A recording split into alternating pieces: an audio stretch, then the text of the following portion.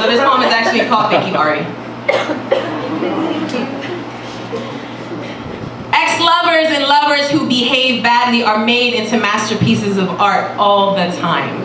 Adele wrote her entire 25 album to one man she once loved. Hell, Beyonce did the Lord's work and created Lemonade that gave us a visual play-by-play of Jay-Z's infidelity. When they are no longer in your life or have hurt you to the point of creation, it's no surprise when they show up in your art. The amount of time I spend not talking about any of my exes in the poems I perform are not because I don't write about them.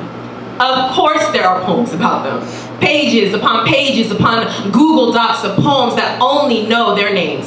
Entire stanzas slathered in shea butter, tuned to the sound of Stevie Wonder's piano. Of course I've written words about a love gone past that tastes like dining hall meals at UC Santa Cruz and UC Berkeley, and chicken chorizo pasta from busboys and poets in DC, breakfast burritos at any taco truck, pineapple smoothies made at home, and the introduction of Spam, eggs, and rice by me to every ex-lover I've ever had. Of course there are volumes of poems that are drenched in the sweat we once shared, on bed frames we broke, in apartments we no longer live in. Of course there are breakup poems that have washed our bones clean and carried our dead love to its grave. Of course there are poems that my trauma has written all on her own. Ones that call you everything except your name. That place you at the center of what wrecked us. Ones I plan to die with before ever sharing it with the world, let alone with this room. I protect you in my poems and keep your name away from the mic, not because I never loved you, or because you never shattered me. But I know better than to only tell one side of a story like ours. The road to what broke us is paved with both our unhealed trauma, childhood baggage, and shadows of old pain that neither of us could find the light through, until now. Now, I twist my neck behind me to look at our wreckage, and I don't see anything that's broken anymore, because all of me wrote this poem.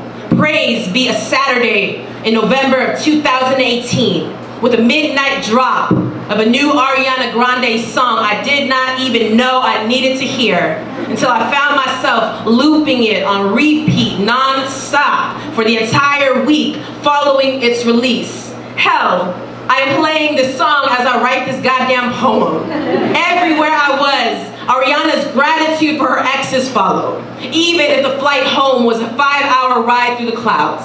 Even if the hotel lobby I sat in was playing their own music. Even if my best friend was still asleep next to me. Even if I had a conference call where people asked, yo, who's playing music on the call right now?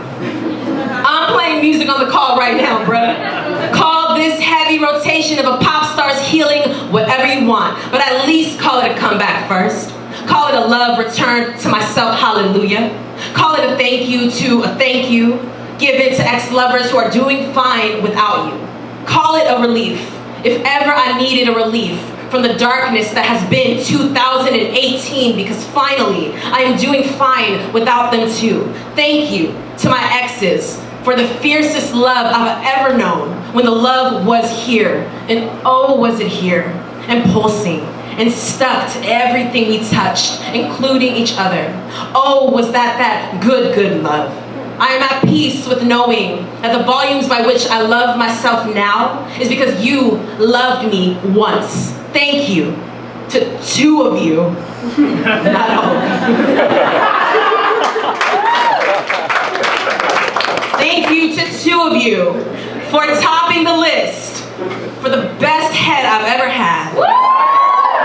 I miss you some nights. The plush of your lips, the throne of your face, the laps your tongue would run around the sweet, warm center of me. Curse those who have gone down on me since you left and left me dry as hell, demanding they leave my bed. Thank you to my ex for patiently teaching me how to swallow the holy in him, while laying all of my queerness down in the center of his palms. Thank you for the fluidity in our lovemaking. The questions I had about things I didn't know how to do with cis-het men. The sex toys you introduced me to that I didn't even know they manufactured until I met you. And the shame that never had the right key to our room. Thank you to the balance. The one that reminds me that I never miss any of my exes enough to want them back.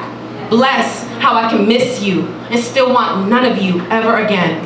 How I can miss you and then not miss you, all before the exhale leaves my body. How I have learned that I never love the memory of our good love more than I love the choir that sings in my solitude. Thank you to my exes for the times when our relationship stretched from coast to coast of this country, that taught me the meaning of endurance, the breathing patterns of patience, that taught me how to budget accordingly, pack light when I travel, and the perks of frequent flyer miles. Thank you for the way that it gave way to time zone adjustments to my sleep cycles, as I learned how to love someone 3 hours ahead of me, sometimes on 2 different days, every night. Thank you for the unretrieved, good quality kitchen appliances I learned how to cook better with, the moisturizing routine you left on my skin, for the poetry techniques I inherited from creating with you that I still use when I teach my workshops, and let everything between us change and grow and evolve, except for your Hulu username and password. Change all you want, love. Heal. Give your good love to a new girl all you want, love, but leave me Meredith Grey and MasterChef reruns. Thank you for the Spotify playlist named after inside jokes we are no longer on the inside of, that hold songs that sound new when listening to them alone as I drive past your new house, your parents' neighborhood, the church your father ministers in. Blessed be the memories we made that remain just that. Thank you for the chin checks to my own privilege, for the gift of sharing the eternal beauty in your blackness with me, and the lessons I hold with me on what it takes to be a lover and an ally, all in the same bed, around the same family dinner table, amidst a world that would rather we be extinct for both our queerness and our skin. Thank you for what it took for me to crawl out of my own grief and climb to the top of a holy land you could never return to until this year. Thank you for being moments in my life that have changed me forever. To regret any part of our love, whether the sweetness of it or the rotting fruit that spoiled the harvest we once were, would alter everything it took for me to be who I am right now. I don't want to imagine my life without the pain of us. I want to live knowing that the pain did not kill me. In fact, y'all, the pain did not kill me. The hurt did not kill me. You not wanting me anymore did not kill me. Me wanting myself finally did not kill me. And thanks in part to loving you, it never will.